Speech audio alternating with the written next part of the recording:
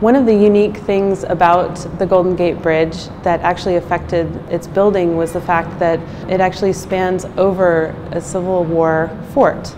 And so I think it's really interesting to think about this bridge as inseparable from the military history that it's literally bridging over.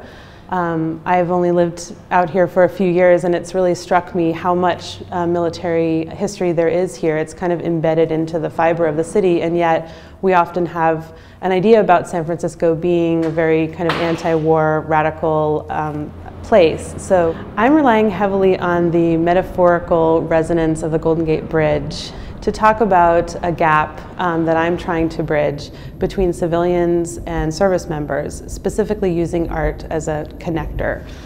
Now we're living in times where war is so mediated, it's virtual, it's something that so much of the general public has no access to other than these kind of strange, disconnected experiences.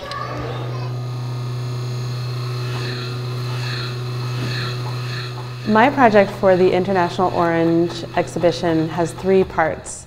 The first is to create a series of festive fabric buntings for the interior courtyard of Fort Point.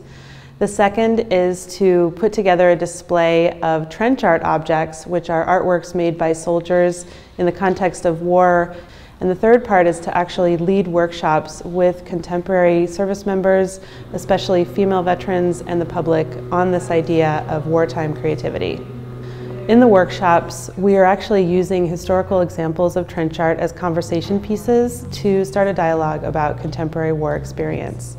And one of the things that really fascinates me in the realm of reenactment is the use of objects and the use of craft, almost as if that meticulous handcraft is the thing that can take you back to that historic moment that's so longed for, which in many ways is also like returning to a trauma. And so for me, one thing that this project is trying to do is take something that is very familiar and perhaps comforting, like craft, and just use that as a way to start having a conversation about the human face of war, the human experience.